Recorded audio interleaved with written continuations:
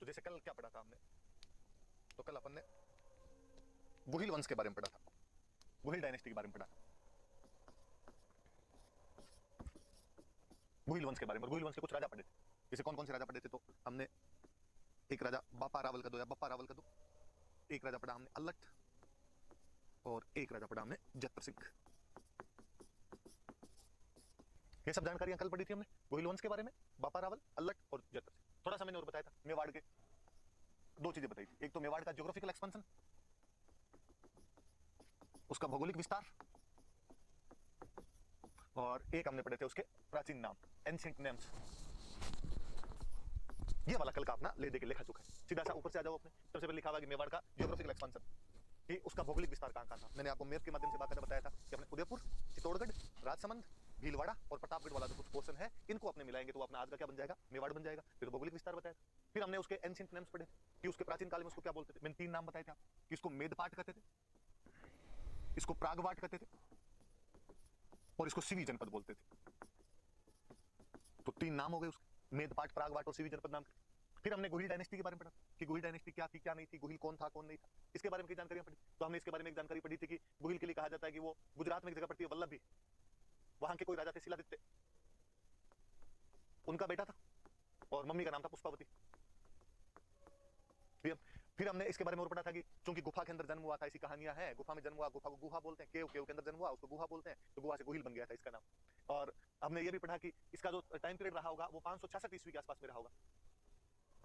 मैंने आपको यह भी बताया था कि आपने कैसे पता चलता है कि 566 के आसपास में रहा होगा। मैंने एक अभिलेख की बातें बताई थी आपको कि सामोली अभिलेख, इसके बारे में मैंने बताया था कब का है, कि ये वास्तव में अभिलेख तो है 646 एडी का, और ये वास्तव में कोई शिलादित्य नाम करके यहाँ पे राजा हुआ था, उसका अभिलेख है। कई बातें बताई थी मैंने आपको कि इसके अंदर लिखा हुआ है कि शिलादित्य जो है वो गुहिल का 5वां वंशज है, कि पहले गुहिल हुआ था, फिर भोज हुआ था, फिर आपके नाग हुआ था, महेंद्र हुआ था, नाग हुआ था, और उनके बाद में आपके शिलादित्य हुआ था, तो उसका 5वां वंशज है। और 20-20 साल का टाइम मानते हैं, तो वो टाइम जाके आपका 566 एडी होता है। इससे पता चलता है कि गुहिल वंश उस टाइम शुरू हुआ होगा। फिर सामूली अभिलेख के बारे में हालांकि मैंने और बताया था कि अभिलेख कुछ अलग जानकारी देता है। अभिलेख कहता है कि यहाँ पर एक कोई जंतक महतर नाम का बंदा था, और उसने एक माता जी का मंदिर बनवाया था, अरण्यवासिनी माता जी का मंदिर, जिनको आजकल अपने बोलते हैं जावर माता। और फिर मैंने और बताया उसमें कि यहाँ 18 प्रकार के आपके गायक रहा करते थे, खूब सारे धनी लोग रहा करते थे। और जब अंत समय आया तो जतक ने एक जगह पर थी देवबुक, और उस देवबुक नाम के स्थान पर अग्नि के अंदर प्रवेश कर लिया था, फायर बाथ कर लिया था, एक तरीके से अग्नि में प्रवेश कर लेता है, अपने जीवन को समाप्त कर लेता है। गोहिल के बारे में हमने ये भी पढ़ा था कि सूर्यवंशी हिंदू वाला तो है कि सूर्यवंशी हिंदू। फिर तो गुहिल के बारे में जानकारियां पढ़ी। फिर हमने पढ़ा कि इनका पहला कोई बड़ा राजा हुआ था, तो वो बड़ा राजा हुआ था बापा रावल। बापा रावल के बारे में हमने क्या क्या पढ़ा, तो इसकी बातें कर लेते हैं। बापा रावल के बारे में पढ़ा कि ये कोई हरित ऋषि का शिष्य था। फिर मैंने कहानी बताई थी कि हरित ऋषि गाय चराता था, हरित ऋषि महादेव जी के भक्त थे, महादेव जी से कह के इसको मेवाड़ का राज्य मांगा इसके लिए, और ये 734 ईस्वी में इन हरित ऋषि के आशीर्वाद से 734 ईस्वी के अंदर ये आपके मान मोरी नाम के राजा को हराता है चित्तौड़ में, और मान मोरी को हराकर चित्तौड़ पर कब्जा कर लेता है। पर अपनी राजधानी ये नागदा में रखता है, और नागदा के पास में एक जगह पर कैलाशपुरी, और वहां पर चूंकि महादेव जी के भक्त थे इसलिए एकलिंग जी का मंदिर बनवाता है। खुद को एकलिंग जी का दीवान मानता है, राजा मैं नहीं हूं, मैं तो उनका दीवान हूं। सोने के सिक्के चलाता है, 115 ग्रेन का सोने का सिक्का था। मुस्लिम सेना को हराते हुए गजनी तक चला गया, गजनी के राजा सलीम को हराता है, अपने भांजे को बना के आता है। हमने और पढ़ा कि एक इतिहासकार हुए सीवी वैद्य, हिस्टोरियन में चिंतामणि विनायक वैद्य, और वो इसकी तुलना एक फ्रेंच कमांडर से करते हैं, और उस फ्रेंच कमांडर का नाम है चार्ल्स मार्टेल। पाकिस्तान जा रहा था, तो अफगानिस्तान जा रहा था, बीच में पाकिस्तान के एक शहर में रुका, उसका नाम पड़ गया, हमने कहा उसका नाम है रावलपिंडी। फिर हमने इसकी उपाधियां पढ़ी थी, कुछ हमने उपाधियां पढ़ी थी बापा रावल क्या क्या उपाधियां हैं। तो ये चूंकि हिंदुओं के लिए अंधकार दूर करने वाला है, इसलिए इसको कह दिया भाई हिंदू सूर्य। राजाओं को एक तरीके से एग्जाम्पल सेट कर रहा था, तो राजगुरु। चारों दिशाएं जीत ली, तो हमने इसको कह दिया चकवे। हमने बापा रावल के बारे में खूब सारी बातें पढ़ी थी। फिर हमने एक राजा पढ़ा अल्लट। अल्लट के बारे में सीधी सीधी बातें तो ये है, इसने एक दूसरी राजधानी बनाई थी आहड़। पहले नागदा थी, आहड़ को एक सब सेंटर के रूप में स्थापित किया। हमने पढ़ा आहड़ के अंदर इसने विष्णु भगवान का एक मंदिर बनवाया था वरा। आहड़ के अंदर इसने अपनी नौकरशाही की स्थापना की थी, ब्यूरोक्रेसी की स्थापना की थी। हमने एक इसके बारे में ये पढ़ा कि इसकी एक वो शादी जो हुई थी हूण राजकुमारी से भी थी, और उस हूण राजकुमारी का नाम हरिया देवी था, और हरिया देवी ने हर्षपुर नाम का गांव बसाया। अब ये मैंने बताया था कि आहड़ राजधानी है, वरहा का मंदिर है वहां पे, और नौकरशाही की स्थापना की। ये जानकारी कहां से मिलती है, तो हमने कहा ये जानकारी तो सारणेश्वर प्रशस्ति से मिलती है। हूण राजकुमारी हरिया देवी से शादी की थी, जानकारी कहां से मिलती है, हमने कहा ये आठपुर अभिलेख से मिलती है। सीधी सीधी याद रखने वाली बात। फिर एक राजा आपका देख लो जत्र सिंह। जत्र सिंह के बारे में पढ़ा था। जत्र सिंह के बारे में क्या पढ़ा हमने, तो जत्र सिंह के बारे में युद्ध पढ़ा था बुतला। मैंने बताया था 1227 में हुआ था। इल्तुतमिश दिल्ली का सुल्तान था, उसके साथ हुआ था। हालांकि जतर सिंह जीत गया था, पर जब इल्तुतमिश की सेनाएं लौट रही थी तो उन्होंने नागदा को लूट लिया था, और नागदा को लूट के उसको तहस नहस कर दिया। इसलिए नई राजधानी बनाने की जरूरत पड़ी। तो नई राजधानी उन्होंने जाके बाद में चित्तौड़ बनाई, परमाणु से छीन के चित्तौड़ को राजधानी बनाई थी। इतिहासकार हुए अपना दशरथ शर्मा, उन्होंने कहा कि इसका जो टाइम है वो मिडिवल मेवाड़ का गोल्डन एरा है। इतिहासकार हुए अपने ओझा जी, और उन्होंने कहा कि दिल्ली में जो गुलाम वंश था उसके जितने भी सुल्तान थे गुलाम डायनेस्टी के, उनके यदि कंटेम्पररी कोई हुआ था तो वो अपना जतर सिंह हुआ था, और इसकी तारीफें उन विरोधियों ने भी की। मैंने कहा था इस युद्ध की जानकारी एक बुक में मिलती है, बुक का हमने नाम पढ़ा था हमीर मद मर्दन। मैंने कहा था यहाँ पे हमीर का मतलब है इल्तुतमिश, तो इल्तुतमिश के घमंड को तोड़ दिया। बुक किसने लिखी? मैंने बताया था जयसिंह सूरी ने। जयसिंह सूरी कौन था? हमने फिर पढ़ा था कि गुजरात में कोई जगह पड़ती है धोलका, और वहां पे सोलंकियों की एक ब्रांच थी बघेल, और बघेलों का राजा था वीर धवल। वीर धवल के दो मंत्री थे, एक का नाम था वस्तुपाल, एक का नाम था तेजपाल, और ये उनका आदमी था जयसिंह सूरी। और उसने एक किताब लिखी, उसमें वीर धवल की तारीफ है कि वीर धवल गया और ऐसे जाके इल्तुतमिश को उस युद्ध के अंदर हरा के आया था। हालांकि बातें ऐसी नहीं है, जतर सिंह ने उसको हराया था, अन्य कई अभिलेखों से इसकी पुष्टि भी हो जाती है। तो कल इतनी सारी बातें हमने पढ़ी थी। आज हम आगे वाले राजा लेंगे, आगे वाले, एक तो रतन सिंह के बारे में और एक हमीर के बारे में। रतन सिंह के बारे में सीधी सीधी सी बात है कि इसी के टाइम में अलाउद्दीन खिलजी ने अटैक किया था। कब अटैक किया था? मेरा बताया हुआ 1303 अटैक किया था। अटैक में दो चीजें याद रखनी होती है, एक याद रखने होते हैं कारण, एक याद रखने होते हैं कॉन्सिक्वेंस, परिणाम। कारण क्या थे? हमने पढ़े थे, अलाउद्दीन खिलजी एम्पायर एक्सपेंशन करना चाहता है, अपना साम्राज्यवादी नीति है। फिर हमने पढ़ा था कि चित्तौड़ का स्ट्रेटेजिक इंपॉर्टेंस था, चित्तौड़ का इकोनॉमिक इंपॉर्टेंस था। फिर हमने इसके बाद में पढ़ा था कि जब वो अलाउद्दीन खिलजी गुजरात जा रहा था तब उससे पैसे ले लिए थे समर सिंह नाम के राजा, रतन सिंह के जो पिताजी थे, इसलिए उसके लिए प्रेस्टीज पॉइंट था। फिर हमने पढ़ा था कि चित्तौड़ का प्रभाव बढ़ रहा था, इन्फ्लुएंस जो था वो इंक्रीज हो रहा था, और एक कारण मैंने पढ़ा था कि पद्मिनी की वजह से किया था हमला किया। तो क्या हुआ यहाँ पे? मैंने फिर आपको बताया था पद्मिनी के बारे में, पहले पद्मिनी के बारे में कुछ बातें बताई थी। क्या बातें बताई थी? सिंहल द्वीप की राजकुमारी थी, मम्मी पापा के नाम बताए थे कि गंधर्व सेन की और चंपावती की पुत्री थी। किसने उसके बारे में बताया था? तो मैंने बताया था आपको, राघव चेतन नाम के बंदे ने उसके बारे में बताया था। और परिणाम देख लो तो क्या हुआ, तो यहाँ पर उस टाइम साका किया गया। कब किया गया? तो हमने पढ़ा था 25 अगस्त को। साके में दो बातें होती है, मैंने बताया था, एक होता है जोहर, एक होता है केसरिया। जोहर किसने किया? तो पद्मिनी ने, अकेले ने किया? नहीं साहब, 1600 अन्य रानियों के साथ किया। केसरिया किसने किया? तो रतन सिंह। साथ में और कौन? तो उसके दो सेनापति, वो कौन थे? तो गोरा बादल। फिर क्या हुआ? तो अलाउद्दीन खिलजी ने कब्जा कर लिया। अलाउद्दीन खिलजी ने कब्जा करने के बाद में यहाँ पे 30,000 लोग कटवा दिए, अपने बेटे खिजर खान को सौंप के इसका नाम क्या कर दिया? खिजराबाद। धाईबी पीर वाली जो दरगाह है उसमें इसका नाम खिजराबाद मिल जाता है अपने को, धाईबी पीर वाली दरगाह के अंदर इसका नाम। फिर हमने पढ़ा ये जो खिजर खान था, इस खिजर खान ने यहाँ पर एक तो पुल बनवा दिया गंभीरी नदी पर, एक मकबरा लिखवाया, उस मकबरे में एक फारसी भाषा का अभिलेख है, इंस्क्रिप्शन, और उस इंस्क्रिप्शन के अंदर हमने पढ़ा कि उसकी उपाधियां मिलती है अपने को अलाउद्दीन खिलजी की। उसको सिकंदर सेकंड कहा हुआ है, उसको सेड ऑफ गॉड कहा हुआ है, उसे प्रोटेक्टर ऑफ वर्ल्ड कहा हुआ है। कुछ दिन वो रहा था और उसके बाद मालदेव सोनग्रा को दे दिया था। और मालदेव सोनग्रा का एक नाम और मैंने बताया था आपको, उसका नाम मुछाड़ा मालदेव है ना। और फिर मैंने दो तीन बुक्स बताई थी, एक मैंने बुक्स बताई थी खजाइनुल फुतूह है, इसी का एक नाम और बताया था तारीख अलाई, एक बुक बताई थी पद्मावत, मलिक मोहम्मद जायसी 1540 अवधी भाषा के अंदर एक लिखी हुई बुक, और खजाइनुल फुतूह है का दूसरा नाम तारीख अलाई, अमीर खुसरो की लिखी हुई किताब। ये सब तो हमने रतन सिंह के बारे में पढ़ा। हमीर के बारे में बताया था, दो ही बातें पढ़नी, एक उसके विजय अभियान, एक उसकी उपाधियां। विजय अभियान तो इसने चित्तौड़ वापस छीना था, फिर मैंने बातें बता दी थी, सिसोदा से गया इसलिए सिसोदिया हो गए। इसके बाद से राणा टाइटल आया, उससे पहले टाइटल रावल लगता था, और जो अंतिम कोई रावल था तो अंतिम रावल रतन सिंह था। फिर एक हमने पढ़ा कि इसने सिंगोली का युद्ध लड़ा, और सिंगोली वाले युद्ध के अंदर इसने मोहम्मद बिन तुगलक की सेना को हराया था। और जब इसका चित्तौड़ पर कब्जा हो गया तो इसने चित्तौड़ में बरबड़ी माता का मंदिर बनवाया था।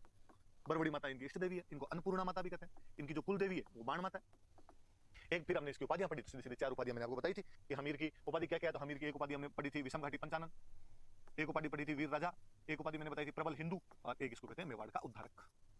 सिंपल सा। आप यूं शुरू में जब भी नया चैप्टर पढ़ने बैठो उससे पहले पुराने वाले का रिवाइज किया करो, पुराने वाले में की पॉइंट्स बना के रिवाइज कर लिया करो। तो ये देख लो आप सारे, कल की पूरी जो क्लास थी हमने पूरी रिवीजन कर ली, मुश्किल 5-10 मिनट लगते हैं, इतने में अपना रिवीजन हो जाता है। अब अपने नई क्लास ले लेते हैं, नई क्लास वाला एक रिवीजन करवा देता हूँ, बाकी वाले तो आपने किए ही होंगे। वो थोड़ी थोड़ी बातें बता देता हूँ कि लखा और हमीर के बारे में क्या क्या बातें थी, सॉरी लखा और मोकल के बारे में, है ना। तो लखा के बारे में तो मैंने सिंपल सिंपल चार बातें बताई थी कि एक तो उसके टाइम में जावर जो जगह थी वहां पर चांदी निकलनी शुरू हो गई थी, वहां पे सिल्वर निकलनी शुरू हो गई थी, इसका मतलब है वहां की आर्थिक स्थिति सुधर गई थी। एक मैंने बताया था कि उदयपुर के पास में गांव पड़ता है पिछोली, और पिछोली में बंजारे ने एक झील बनवाई, इसलिए झील का नाम हो गया पिछोला। पिछोला झील बनवाई थी, किसने बनवाई थी? तो बताया था एक बंजारे ने बनवाई थी। और एक बताया था कि इसके पास एक चबूतरा बना हुआ है, और वो चबूतरा किसका है? तो हमने पढ़ा था नटनी का चबूतरा, नटनी का चबूतरा बना उसके पास। फिर हमने और लखा के बारे में पढ़ा था कि एक कोई बंदा था कुंभा हाड़ा, और वो नकली बूंदी की रक्षा करते हुए शहीद हो गया था, कहानी सुनाई थी मैंने, आपको याद ही होगी। फिर एक पढ़ा था कि लखा के बुढ़ापे में जाके मारवाड़ की राजकुमारी से एक शादी हुई थी, मारवाड़ की राजकुमारी का नाम था हंसाबाई। हंसाबाई के साथ शादी हुई थी, उस टाइम ऐसी प्रतिज्ञा की गई थी लाखा के बेटे थे चुंडा के द्वारा कि अगला राजा मैं नहीं बनूंगा, बल्कि अगला राजा जो हंसाबाई का बेटा होगा उसको बनाया जाएगा। इसलिए वो जो सौतेले बेटे बाद में मोकल हुआ, जो सौतेला भाई था चुंडा का, तो मोकल को बाद में राजा बनाया गया था और चुंडा ने प्रतिज्ञा की थी, इसलिए चुंडा को हमने मेवाड़ का भीष्म कहना शुरू कर दिया कि मेवाड़ के भीष्म। मैंने और बताया था कि चुंडा को बाद में मेवाड़ का सबसे प्रमुख ठिकाना दिया गया था सलुंबर, और इसमें मैंने कई बात बताई थी कि सलुंबर का जो सामंत होगा वो हमेशा राजा के राजतिलक में भाग लेगा, मतलब राजतिलक वही करेगा, वो बताएगा किसको राजा बनना है। सलुंबर का सामंत जो होगा वो हमेशा मेवाड़ की सेना का कमांडर इन चीफ होगा, या और आप अच्छे शब्दों में कहो तो वो हमेशा सेना की हरावल में रहेगा। सेना का जो अगला भाग होता है उसको बोलते हैं हरावल, और जो पीछे वाली टुकड़ी होती है उसको बोलते हैं चंदावल, वो मैंने बताई थी आपको। सलुंबर का जो सामंत होगा वो राणा जी के साथ साथ सभी डॉक्यूमेंट पे साइन करेगा। सलुंबर का जो सामंत होगा वो जब राणा जी नहीं होंगे उस समय राजधानी का केयरटेकर होगा, एक तरीके से राजधानी को संभालेगा।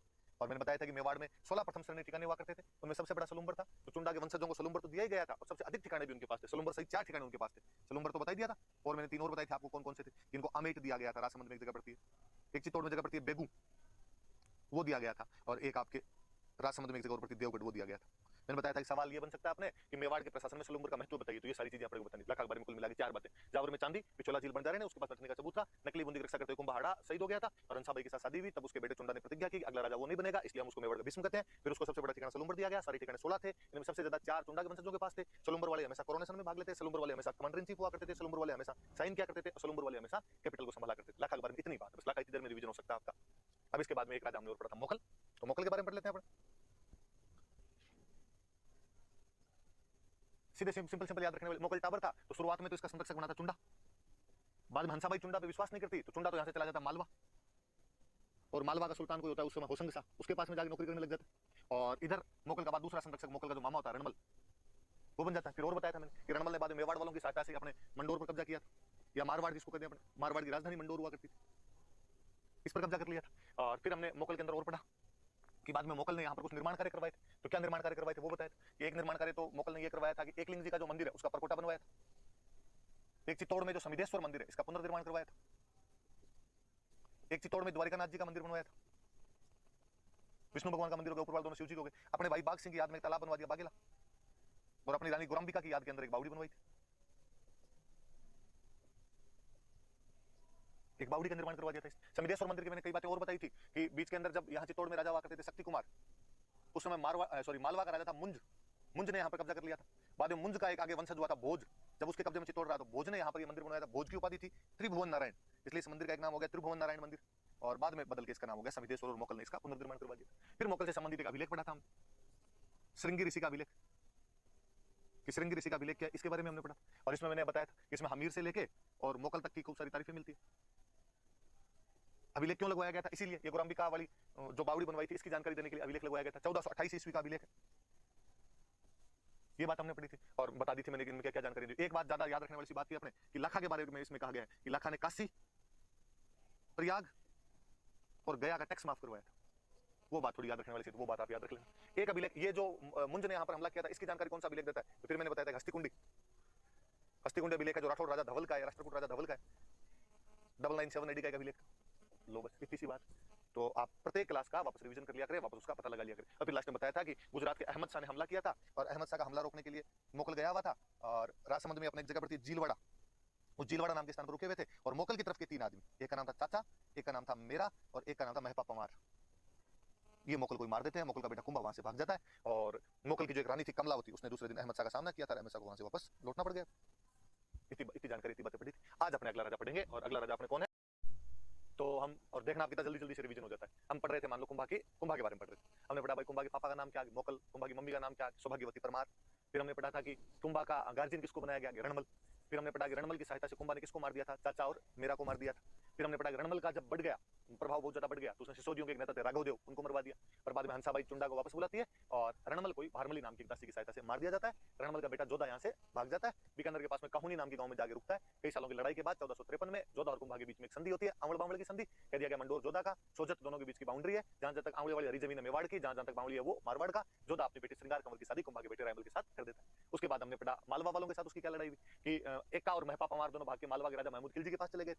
महमूद खिलजी को कुंभा जब कहा मेरे पिता का हत्यारे सौंप, उसने सौंप पे नहीं, तो 1437 में उसने महमूद खिलजी पर अटैक कर दिया। युद्ध हुआ था मध्य प्रदेश में, उस युद्ध का नाम था सारंगपुर का युद्ध। कुंभा जीत गया, जीत के आदमी उसने क्या बना दिया, विजय स्तंभ। हमने और पढ़ा विजय स्तंभ क्या क्या नाम है, उसका नाम है कीर्ति स्तंभ, उसका नाम है भगवान विष्णु को डेडिकेट है इसलिए विष्णु फ्लैग। भगवान विष्णु का जो व्हीकल है वो गरुड़ है इसलिए गरुड़ फ्लैग। उसमें खूब सारी मूर्तियां लगी हुई है, तो idols of museum of idols, और या एनसाइक्लोपीडिया ऑफ इंडियन स्कल्पचर कहते हैं उसको। हमने पढ़ा 122 फीट लंबा, 30 फीट चौड़ा, 9 मंजिलें, 8वीं मंजिल में मूर्ति नहीं, तीसरी मंजिल में अल्लाह लिखा हुआ, 9 बार लिखा हुआ, अरबी भाषा में लिखा हुआ। 5वीं मंजिल में वास्तुकारों के नाम, वास्तुकार कौन कौन, तो जेता, पुंजा, पामा और नापा। और उसका जब वो गिर गया था एक बार, याद जब टूट गया था या उसमें जब दरारें आ गई थी, तब उसका पुनर्निर्माण किसने करवाया, तो स्वरूप सिंह ने उसका पुनर्निर्माण करवाया था। प्रशस्ति किसने लिखी, तो अत्रि और महेश नाम के 2 बाप बेटे थे, उन्होंने प्रशस्ति लिखी थी। फिर हमने और पढ़ा कि उसमें जेम्स टोड उसकी तुलना कुतुब मीनार से करता है, फर्ग्यूसन उसकी तुलना रोम के टार्जन टावर से करते हैं। राजस्थान की पहली बिल्डिंग है जिस पर पोस्टल स्टैंप इश्यू किया गया था, वो अभिनव भारत का, राजस्थान माध्यमिक शिक्षा बोर्ड का और राजस्थान पुलिस का एम्बलम है, या उनका प्रतीक चिन्ह कह सकते हैं आप उसको। फिर हमने उसके बाद पढ़ा था कि नागौर में 2 भाइयों के बीच, काका भतीजा के बीच में लड़ाई चल रही थी, शम्स खान और मुजाहिद खान। कुंभा पहले शम्स खान की सहायता करता है, मुजाहिद खान को हराता है, फिर वो शम्स खान को भी हराता है। शम्स खान गुजरात के कुतुबुद्दीन शाह के पास गया, दोनों मिलकर उनको हराया। फिर कुतुबुद्दीन शाह और मालवा वाले महमूद खिलजी के बीच 1456 में चांपानेर की संधि हुई, दोनों मिलकर 1457 में फिर उनको भीलवाड़ा के बदनौर के युद्ध में उन दोनों को हराया। सिरोही के सैसमल देवड़ा ने गुजरात वाले राजा की सहायता की, तो सैसमल देवड़ा को भी हराया। ये हमने उसकी पढ़ी थी राजनीतिक उपलब्धि। अब हम सांस्कृतिक पे जाए, निर्माण कार्य खूब सारे, विजय स्तंभ की बातें मैंने खूब सारी बताई दी। श्यामल दास जी अपनी किताब वीर विनोद में कहते हैं कि उसने टोटल मेवाड़ में 84 किले हैं, जिनमें से 32 वो अकेला बनवा गया था। कौन से, तो राजसमंद में कुंभलगढ़। कुंभलगढ़ की बातें हमने पढ़ी। वास्तुकार कौन थे, तो मंडन थे। प्रशस्ति किसने लिखी, तो खाली महेश आया था प्रशस्ति लिखने के लिए। फिर ये मेवाड़ मारवाड़ की बाउंड्री पे था, तो एक तरीके से security guard of Mewar and Marwar. इसकी जो सबसे ऊपर वाली मंजिल है उसको कटारगढ़ कहते हैं, और उसका नाम मेवाड़ की आंख रखा गया। उसमें कुंभा खुद रहता था, वहां पे बैठ के पूरे मेवाड़ पर नजर रख सकते हो, तो आई ऑफ मेवाड़ हो गया। ये मेवाड़ की इमरजेंसी कैपिटल हुआ करती थी। और इसकी जो प्रशस्ति जो महेश ने लिखी उसके अंदर लिखा हुआ कि Kumbha incarnation of religion and piousness है, वो धर्म एवं पवित्रता का अवतार है, डोनर है, और किससे ज्यादा, राजा भोज और कर्ण से भी ज्यादा बड़ा डोनर है वो। फिर सिरोही के अंदर 2 किले बनवाए, बसंतगढ़ और मचान। मचान वाला किला मेरों पर नियंत्रण के लिए बनवाया गया। उदयपुर में भोमट वाले क्षेत्र में किला बनाया भोमट, वो भीलों पर नियंत्रण के लिए बनवाया गया। और सिरोही के अंदर ये किले का पुनर्निर्माण करवाया 1452 के अंदर, वो किला था आपका अचलगढ़। फिर उसने चित्तौड़गढ़ में, कुंभलगढ़ में, अचलगढ़ में विष्णु भगवान का मंदिर बनवाया जिसका नाम है कुंभ स्वामी मंदिर। तो चित्तौड़गढ़ में उसके टाइम में एक मंदिर बना श्रृंगार चौरी का मंदिर, शांतिनाथ भगवान का मंदिर, इसलिए शांतिनाथ जैन मंदिर भी कहा जाता है उसको, और वो बनवाया था वेलका भंडारी ने। फिर जैनों में एक सेठ हुए, कोई नाम था रणक शाह, उन्होंने रणकपुर वाले जैन मंदिर बनवाए। रणकपुर वाले जैन मंदिरों में सबसे अच्छा मंदिर है चौमुखा। चौमुखा मंदिर का जो आर्किटेक्ट था उसका नाम था देपाक, और उसमें भी आदिनाथ जी की चतुर्मुखी मूर्ति लगी हुई है, इसलिए उसको चौमुखा कहते हैं। और उसमें 1444 पिलर्स लगे हुए हैं, इसलिए उसका नाम पड़ गया म्यूजियम ऑफ पिलर्स नाम पड़ गया। और कहते हैं कि आप कहीं से भी खड़े होकर देखो वो मूर्ति आपको सटीक दिखती है, कोई भी पिलर उसके अंदर बीच में नहीं आता है। फिर हमने उसके बाद पढ़ा था कि उसने किताबें लिखी थी। कौन कौन सी किताबें लिखी, तो उसने सुधा प्रबंध, कामराज रतिसार, संगीत सुधा, संगीत मीमांसा, संगीत राज। कामराज रतिसार के 7 पार्ट्स है, संगीत राज के 5 पार्ट्स है। पार्ट्स के नाम पढ़े हमने, पाठ्य रत्न कोश, गीत रत्न कोश, नृत्य रत्न कोश, वाद्य रत्न कोश और रस रत्न कोश जैसे नाम थे उसमें, वो पढ़े हमने। फिर हमने पढ़ा कि उसने कई किताबों पर टीका लिखी, जैसे तो उसने जयदेव की गीत गोविंद पर टीका लिखी, अलग से नाम है रसिक प्रिय। 2 किताबों पर टीका और लिखी, सारंगधर की संगीत रत्नाकर और बाण भट्ट की चंडी शतक। 4 नाटक लिखे थे। वो मेवाड़ी, आपकी कन्नड़ और मराठी जैसी भाषाएं जानता था, वीणा बजाना जानता था। उसके संगीत के गुरुजी का नाम सारंग व्यास था। उसके दरबार में खूब सारे विद्वान थे, जैसे एक थे कन्या व्यास, उन्होंने किताब लिखी एकलिंग महत्तम में, उसका फर्स्ट पार्ट भी कुंभा लिखता है, और फर्स्ट पार्ट का नाम क्या था, राजवर्णन। फिर उसने उसके एक दरबार में थे मेहाजी, मेहाजी लिखी तीर्थमाला, 120 तीर्थों का वर्णन है। और कहते रणकपुर की तो न्यू में भी मैं गया हुआ था जब मंदिर की न्यू लगी थी, कुंभलगढ़ वाले का भी अच्छा वर्णन किया उन्होंने। फिर था मंडन, वास्तुकार था, उसने किताबें लिखी वास्तुसार, देवमूर्ति प्रकरण, राजवल्लभ, रूप मंडन सब्जेक्ट क्या, मूर्तिकला, कोदंड मंडन सब्जेक्ट क्या, धनुष निर्माण, प्रासाद मंडन महलों के बारे में। फिर उसका भाई था नथा, किताब वास्तु मंजरी। उसका मंडन का बेटा था गोविंद, किताब लिखी कलानिधि, मंदिरों के शिखर के बारे में किताब लिखी उसने। कलानिधि के अलावा और किताब कौन सी लिखी, तो एक उसने किताब लिखी आपके उद्धार धोरिणी। उद्धार धोरिणी क्या बताती है, तो पुनर्निर्माण के बारे में। एक किताब लिखी द्वार दीपिका, दरवाजों के बारे में। एक किताब लिखी सार समुच्चय, वो आयुर्वेद के बारे में। मंडन ने भी एक वैद्य की किताब लिखी थी, वैद्य मंडन। फिर उसके बाद उसकी बेटी रमाबाई कुंभा की, रमाबाई की उपाधि वागीश्वरी, जावर का प्रगना दिया गया था। पिता की तरह म्यूजिक में थोड़ा इंटरेस्ट रखती थी। कुंभा के गुरुजी का नाम हीरानंद मुनि कुंभा के गुरुजी का नाम था। जैन विद्वान थे उसके दरबार में, सोमदेव सूरी, सोम सुंदर सूरी, जयशेखर और भुवन कीर्ति। एक तिल्ला भट्ट भी उसके दरबार में थे। जैनों का तो उसने आबू जाने वाले जैनों का तो तीर्थ यात्रा कर भी समाप्त कर दिया था। फिर हमने पढ़ा कि कुंभा की उपाधियां मुस्लिम राजाओं को रहा, हिंदू सुल्तान। संगीत की जानकारी है, अभिनव भट्टाचार्य या नव्य भट्ट। लिटरेचर की जानकारी है, रणोरासो फिलीफोर्ट जीत लेता है, हाल गुरु, आर्चर अच्छा है, चाप गुरु, फॉलोवर विष्णु है, परम भागवत और आदिवरा। ये देख लो, हमने 7 मिनट में 1.5 घंटे का रिवीजन कर दिया। तो 1.5 घंटे में चीजें पढ़ी थी, उनको आप चाहो तो इसे 5-7 मिनट में रिवीजन कर सकते हो। इसलिए हर क्लास का खुद मैं आपको सारी चीजें वापस बता देता हूँ। तो हमने कल पहले रायमल जी भी पढ़े थे, शायद रायमल जी पढ़े थे, रायमल जी के बाद में सांगा पढ़ा। तो रायमल के बारे में तो ज्यादा बातें हमने पढ़ी नहीं थी। रायमल के बारे में तो एक बात ये थी कि वास्तव में कुंभा के बाद में उसका बड़ा बेटा उद्दा राजा बना था। उद्दा कुंभा को मार के राजा बना था, इसलिए जो सामंत वगैरह थे उद्दा के खिलाफ हो गए, उन्होंने रायमल का साथ दिया, और रायमल उद्दा को हटा देता है, उद्दा को हटा के राजा बन जाता है। और उद्दा बाद में मालवा वालों की तरफ से सहयोग लेने के लिए गया तो था, और उस पर बिजली गिर गई थी, उधर वो मर गया था। खोटे काम की खोटे नतीजे। उसके बाद हमने कुछ रायमल के वो पढ़े थे, निर्माण कार्य पढ़े थे। तो रायमल ने एक तो एकलिंग जी वाला जो मंदिर है कैलाशपुरी वाला, उसका जो प्रेजेंट फॉर्म आज दिखाई देती है वो कंस्ट्रक्ट करवाने वाला रायमल था। मैंने आपको बताया था कि मंदिर बनवाया किसने था, तो बाबा रावल ने। उसका रिकंस्ट्रक्शन किसने करवाया था, तो मोकल ने। उसकी प्रेजेंट फॉर्म किसने दी, तो रायमल। सीधा सीधा याद रखने वाली बात। फिर इसके बाद में हमने और पढ़ा था कि रायमल ने एक चित्तौड़ के अंदर एक मंदिर बनवाया था, अद्भुत जी का मंदिर कहा जाता है। शिव जी का मंदिर है वैसे तो, लेकिन अद्भुत प्रतिमा थोड़ी सी, इसलिए अद्भुत जी का मंदिर। और अपने लोकल भाषा वालों ने उसको बोलना शुरू कर दिया, अद्भुत जी का मंदिर बोलना शुरू कर दिया। मैंने और कहा था कि अद्भुत जी के मंदिर ये 3 है। एक तो नागदा के अंदर एक जैन मंदिर है शांतिनाथ जी महाराज का, उसको अद्भुत जी का मंदिर कहते हैं। एक समिधेश्वर वाला मंदिर है, उसको भी अद्भुत जी का मंदिर कहते हैं। एक ये जो रायमल ने अद्भुत जी का बनवाया था, इसको भी अद्भुत जी का मंदिर कहते हैं। फिर हमने पढ़ा था इसकी रानी थी श्रृंगार कंवर, हमने पढ़ा था, जो जोधा की बेटी थी, जिसकी इसके साथ शादी हुई थी बावड़ वाली संधि के बाद में। तो जो श्रृंगार कंवर थी, उसने यहाँ पर गोसुंडी नाम की एक जगह, वहां पर एक बावड़ी बनवाई थी। और फिर इसकी बहन थी रमाबाई, हमने पढ़ा था, बागेश्वरी उपाधि वाली जावर परिणा दिया था। उसने जावर में विष्णु भगवान का एक मंदिर बनवाया था, रमा स्वामी का मंदिर कह दो, और एक कुंड और बनवाया था वहां पे, पौंड जलस से जिसको आप कहते हो, वो बनवाया। फिर गोसुंडी की बात आई तो मैंने गोसुंडी के बारे में 2 अभिलेख बताए। ये तो श्रृंगार कंवर ने जब बावड़ी बनवाई तो 1504 का एक अभिलेख उसने लगवाया कि मैं बावड़ी बनवा रही हूँ, मैं जोधा की बेटी हूँ और नमल की पोती हूँ, ये जानकारी मिलती है। एक पर गोसुंडी में बहुत पुराना अभिलेख है, 2nd सेंचुरी बीसी का एक अभिलेख है। कोई गज डायनेस्टी हुआ करती थी और उसके राजा हुआ करते थे सर्वतात। उन सर्वतात ने यहाँ पर एक अश्वमेध यज्ञ प्रैक्टिस करवाया था, अश्वमेध यज्ञ का आयोजन करवाया था। और जब अश्वमेध यज्ञ करवा रहे थे तब उन्होंने संकर्षण और वासुदेव की पूजा की थी। मैंने बताया था संकर्षण का मतलब बलराम और वासुदेव का मतलब भगवान कृष्ण, इनकी पूजा वगैरह करवाई थी। तो हम कहते हैं कि राजस्थान का ओल्डेस्ट इंस्क्रिप्शन जो वैष्णव रिलीजन या भागवत रिलीजन की इंफॉर्मेशन देता है वो कौन सा है, तो वो हमारा गोसुंडी इंस्क्रिप्शन जो है वो। मैंने ये भी बताया था कि प्री और मेन सब ने पूछा हुआ है। फिर रायमल के कुछ बेटों के बारे में बताया था कि रायमल का एक बेटा था पृथ्वीराज, जिसको उड़ना राजकुमार कहते हैं। उसकी वाइफ का नाम था तारा, जिसके नाम पर अजमेर के किले का नाम तारागढ़ है। और उसकी खुद की जो छतरी है वो कुंभलगढ़ के अंदर बनी हुई है और 12 खंभों की छतरी है। एक बेटा था जयमल, जो सोलंकियों के खिलाफ लड़ता हुआ मारा गया था। और एक था सांगा, सांगा के बारे में बताई थी, इन भाइयों के बीच में लड़ाई हुई थी। लड़ाई में सांगा वहां से भागता है, सारंग देव जी अंकल थे वो बचाते हैं, भाग के सेवंत्री नाम का गांव है, वहां रूपनारायण जी के मंदिर में छुपता है। विद्या जेठमालोत नाम का आदमी उसको वहां पे बचाता है। फिर वहां से भाग के वो अजमेर में श्रीनगर जाता है, जहां पे करमचंद पवार उसको शरण देते हैं, और बाद में वो मेवाड़ का महाराणा बनता है। फिर मेवाड़ का महाराणा बना तो उसने दिल्ली से भी लड़ाई की, मालवा से भी लड़ाई की, गुजरात से भी लड़ाई की। दिल्ली से उसने इब्राहिम लोदी से लड़ाई की, 2 लड़ाइयां। 1517 में खातोली कोटा के अंदर जगह पड़ती है, वहां पर इब्राहिम लोदी को रहा। 1518 में बाड़ी धौलपुर में एक जगह पड़ती है, वहां पर इब्राहिम लोदी को रहा। फिर मालवा में चंदेरी का मैदानी राय नाम करके एक बंदा हुआ करता था, उसकी मालवा के महमूद खिलजी सेकंड से बड़ी नहीं, वो भाग के सांगा के पास आ गया। महमूद खिलजी सेकंड ने उस पर आक्रमण किया, गागरोन का युद्ध हुआ, सांगा मैदानी राय की सहायता के लिए गया 1519 में। उस युद्ध में सांगा ने महमूद खिलजी को सेकंड को हरा दिया। केवल हराया नहीं बल्कि उसके सेनापति हरिदास चारण ने उसको गिरफ्तार और कर लिया। इस बात पे खुश होकर सांगा ने हरिदास जी को दोबारा गांव दिए थे, महमूद खिलजी को यहाँ पे कई दिनों तक गिरफ्तार करके रख लिया, लेकिन बाद में सांगा ने उसको भी छोड़ दिया था। ऐसे ही गुजरात में एक रियासत पड़ती थी ईडर, राठौड़ों की एक रियासत थी। 2 भाई आपस में लड़ रहे थे, रायमल और भारमल। भारमल का सपोर्ट किया गुजरात के मुजफ्फर शाह ने, और रायमल का सपोर्ट किया था सांगा ने। और सांगा रायमल के सपोर्ट में गया, उसने भारमल और मुजफ्फर शाह दोनों को हरा दिया था। हालांकि बाद में जब रायमल की मृत्यु हो गई थी तो भारमल को सांगा ने बाद में वहां का राजा बना दिया। ये वो समय था जब भारत पर एक विदेशी आक्रमणकारी दस्तक दे रहा था, और बाबर पानीपत के पहले युद्ध में इब्राहिम लोदी को मार के दिल्ली और आगरा पर कब्जा कर चुका था। अब स्वाभाविक सी बात थी कि बाबर और सांगा के बीच लड़ाई होगी। क्यों लड़ाई होगी? क्योंकि दोनों अपने अपने साम्राज्य का विस्तार करना चाहते थे। लड़ाई इसलिए भी होगी कि जब इब्राहिम लोदी के नेतृत्व में अफगान हार गए थे तो अफगान भागकर सांगा के पास आ गए थे, और राजपूत और अफगानों में मित्रता हो रही थी। लड़ाई इसलिए भी हो रही थी क्योंकि जब बाबर इब्राहिम लोदी के साथ लड़ रहा था तब सांगा ने मौके का फायदा उठाकर दिल्ली के आसपास के कुछ इलाके दबा लिए, रणथंभौर के आसपास के 200 गांव उसने दबा लिए। बाबर इस बात से भी नाराज था, और फिर बाबर अपनी जो किताब है बाबरनामा, या जिसको आप कहते हो तुजु के बाबरी, उसके अंदर ये आरोप लगाता है, ये उस पर ब्लेम करता है सांगा को कि सांगा ने मुझे इब्राहिम लोदी पर आक्रमण करने के लिए बुलाया था, वहां से कॉल किया था, लेकिन जब मैं यहाँ आ गया तो इसने कुछ सहायता नहीं की, मेरा प्रॉमिस तोड़ा इसने, और मैं इसको सबक सिखाना चाहता हूँ, इसलिए आक्रमण करना चाहता हूँ। पहले भरतपुर में जगह पड़ती है बयाना, वहां पर 16 फरवरी 1527 की लड़ाई हुई। बयाना का जो डिफेंडर था, किले का जो रक्षक था मेहंदी ख्वाजा, उसने बाबर के पास मैसेज किया कि अकेले पार नहीं पड़ेगी। बाबर ने मोहम्मद सुल्तान मिर्जा को सेना देकर भेजा, लेकिन सांगा युद्ध में जीत गया। बाबर इस बार खुद आया। 17 मार्च 1527 को राजस्थान का विश्व प्रसिद्ध खानवा का युद्ध हुआ। और खानवा वाले युद्ध के अंदर वीर विनोद में श्यामल दास जी कहते हैं खानवा वाला युद्ध 16 मार्च को सांगा ने राजस्थान के सारे राजाओं को बुलाया था। मैंने बताया था इस व्यवस्था को पाती परवन कहते हैं। पाती का मतलब लेटर, परवन का मतलब भेजना। खूब सारे राजा गए थे, अलग से लिस्ट बनाई थी हमने, आप याद कर लेना उससे वो नाम। तो इधर बाबर ने भी कहा कि युद्ध नहीं जिहाद है, जो धर्म के लिए लड़ाइयां होती थी उनको क्या बोलते थे? जिहाद बोलते थे। फिर बाबर ने और कहा, बाबर ने कहा कि मैं आज के बाद शराब के हाथ नहीं लगाऊंगा, मैं मुस्लिम व्यापारियों से तमगा कर नहीं लूंगा। और बाबर युद्ध जीत जाता है। बाबर युद्ध जीत गया तो उसने उपाधि धारण की थी गाजी। बाबर युद्ध जीत गया, सांगा घायल हो गया युद्ध के अंदर। सांगा के घायल होने पर युद्ध को लीड किया था झाला अज्जा ने, सादड़ी का झाला अज्जा था, उसने युद्ध को लीड किया। घायल सांगा को लेके आए थे बसवा, दौसा में जगह इलाज किया। फिर सांगा यहाँ से चंदेरी के मैदानी राय की सहायता के लिए बढ़ा। इरीच नाम के गांव में यूपी में उसको जहर दे दिया गया। कालपी नाम के गांव में यूपी में उसकी डेथ हो गई, और मंडलगढ़ के अंदर भीलवाड़ा में अपने सांगा की छतरी बनी हुई। बात यह आई कि सांगा युद्ध के अंदर क्यों हार गया था? क्योंकि जो सांगा की सेना थी उसमें लैक ऑफ यूनिटी थी, एकता की कमी थी। उसकी जो आर्मी थी वो अलग अलग कमांडर इन चीफ के लीडरशिप में लड़ रही थी। एक कारण यह था कि बाबर के पास में कैनन्स थी, तोपें थी, और भारत वालों को तोपों के खिलाफ युद्ध नहीं करने आते थे। बाबर के लड़ने का तरीका वो एक अलग था, तुलगुमा पद्धति, फ्लैंकिंग मूवमेंट, जिसमें 3 तरफ से घेर के मारा करते थे। बयाना के बाद में 1 महीने का टाइम मिल गया था बाबर को तैयारी करने का। सांगा हाथों हाथ आक्रमण करता तो चांसेस ज्यादा बनते थे।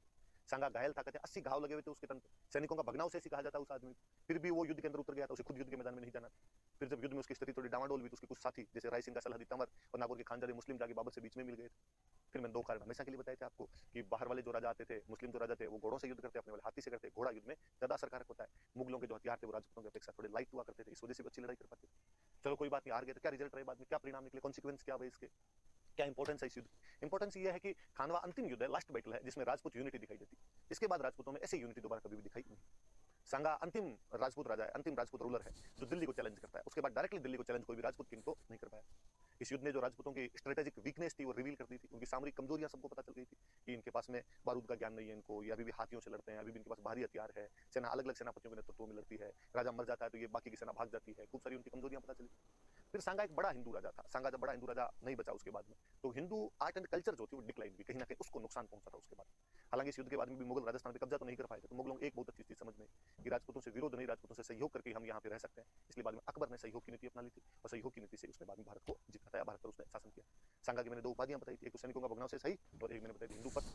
बाबर उसका जो विरोधी है वो भी उसकी तारीफ करता है, वो कहता है कि उसके दरबार में 7 राजा, 9 राव और 104 सरदार रहा करते थे। ये बातें हमने सांगा के बारे में पढ़ी थी। अब हम आगे बढ़ते हैं, आगे क्या क्या बातें हुई थी। ये देखो रिवीजन में वापस करें, थोड़ी ज्यादा ही थी, बड़े 2 राजा थे जिनके बारे में बताया, लो फिर मैं एक बार 5 मिनट में अपने रिवीजन कर लेते हैं उसका।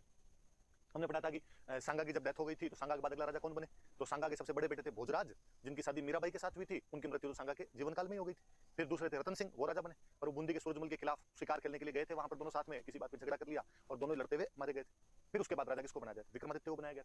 मैंने कहा था विक्रमादित्य और उदय सिंह सांगा के 2 बेटे थे, जो उनकी हाड़ी रानी कर्मावती के बेटे थे।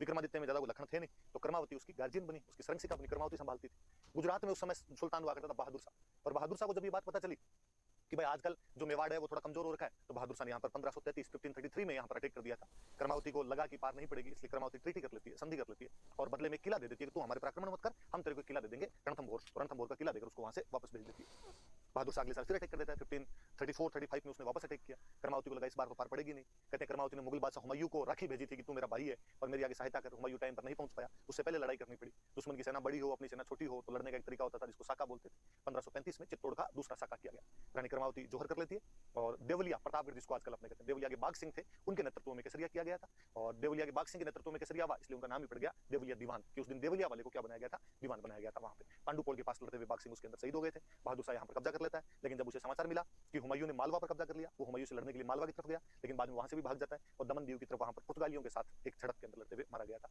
किसी सूफी संत की भविष्यवाणी थी कि चित्तौड़ के नाश के साथ ही बहादुर शाह का नाश हो जाएगा, सूफी संत की भविष्यवाणी सत्य साबित हो गई। पर अब चित्तौड़ का शासन किसको दे, तो उड़ना राजकुमार पृथ्वीराज जो थे उनकी दासी का एक बेटा था बनवीर, उसको कुछ समय के लिए चित्तौड़ का शासन दिया गया, लेकिन बनवीर ने यहाँ पर मामला गड़बड़ कर दिया। उसने कहते हैं विक्रमादित्य को तो मार दिया, वो तो उस दिन उदय सिंह को भी मारना चाहता था, और जो पन्ना धाय थे वो अपने बेटे चंदन का बलिदान देकर उदय सिंह को बचा लेते हैं। उदय सिंह को लेकर कुंभलगढ़ जाते हैं, जहाँ का आशा देवपुरा नाम का आदमी उनको वहां पर शरण दे देता है, और थोड़े दिनों बाद में बाकी सामंतों को बुलाकर उदय सिंह को वहां पर प्रकट किया गया। फिर उदय सिंह के साथ सामंत गए, 1540 में उदयपुर में मावली नाम की जगह पर युद्ध लड़ा, जोधपुर का मालदेव भी साथ देने के लिए आया, और यहाँ पर बनवीर को हराकर भगा दिया, बनवीर यहाँ से भाग गया था।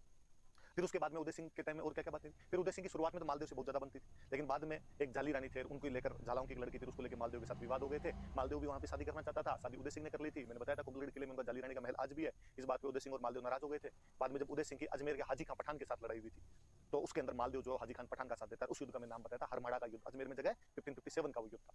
फिर मैंने बताया था 1559 में, और आपके उदय सिंह के पोता हुआ था, महाराणा प्रताप के सबसे बड़े कुंवर अमर सिंह का जन्म हुआ था, इसलिए एक लिंग जी की धोख लगाने के लिए गए थे। फिर वहीं पर उन्होंने उदयपुर पास की पहाड़ियों में उदयपुर नामक एक पूरा नया शहर बसाया 1559 में, और वहां पर उदय सागर नाम की झील बनवाई थी, तो उदयपुर की स्थापना की थी। और फिर इन्हीं के टाइम अकबर ने 1567-68 में हमला किया। इस बार चित्तौड़ वालों ने अपनी स्ट्रेटजी चेंज की। राणा आता था, उसके परिवार को पहले गिरवा की पहाड़ियों में सुरक्षित भेज दिया गया। जयमल और पत्ता के नेतृत्व में चित्तौड़ के किले का मोर्चा संभाला गया। इस समय चित्तौड़ का तीसरा साका हुआ था, और उसमें जयमल जो था वो पहले अकबर की संग्राम नाम की बंदूक जो थी उससे घायल हो गया था, इसलिए जयमल कल्ला राठौड़ के कंधों पर बैठकर युद्ध करता है। इधर जो आपके पत्ता की जो पत्नी थे, जयमल की जो बहन थे फूल कंवर, उनके नेतृत्व में यहाँ पर केसरिया होता है। जयमल और कल्ला राठौड़ जो थे, कल्ला राठौड़ कंधों पर बिठाकर युद्ध करता है, इसलिए कल्ला राठौड़ को हम 4 हाथ का देवता कहते हैं, और ये दोनों लड़ते हुए साथ में मारे गए। ये आपके हनुमान पोल और भैरव पोल के बीच लड़ते हुए शहीद हुए थे। उधर पत्ता जो था वो आपके राम पोल के पास लड़ता हुआ शहीद हो गया था। अकबर यहाँ पर कब्जा कर लेता है। अकबर ने कब्जा करने के बाद यहाँ पे 30,000 लोग कटवा दिए थे। अकबर ने एक नया सिक्का चलाया था, उसके बाद यहाँ पे सिक्का एलची, एलची नाम का सिक्का यहाँ पर बाद में मुगलों द्वारा जारी किया गया था, तो वो भी थोड़ा याद रख लेना, कुछ आवासा सवाल था।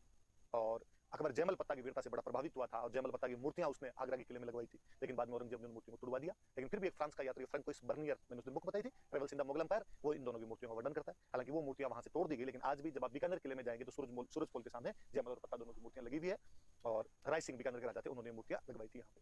और फिर हमने एक ये पढ़ा था कि कालांतर में उदय सिंह बाद में चित्तौड़ से तो जब निकल गया तो गोगुंदा चले गए थे, गोगुंदा उनकी राजधानी हुआ करती थी, और गोगुंदा में वहीं 28 फरवरी 1572 को उदय सिंह का निधन हो गया था, और वहीं पर उदय सिंह की छतरी बनी हुई। उदय सिंह जाते जाते गड़बड़ कर गए, वो अपने बड़े बेटे प्रताप को राजा नहीं बना के गए थे, अपने छोटे बेटे जगमाल को राजा बना गए।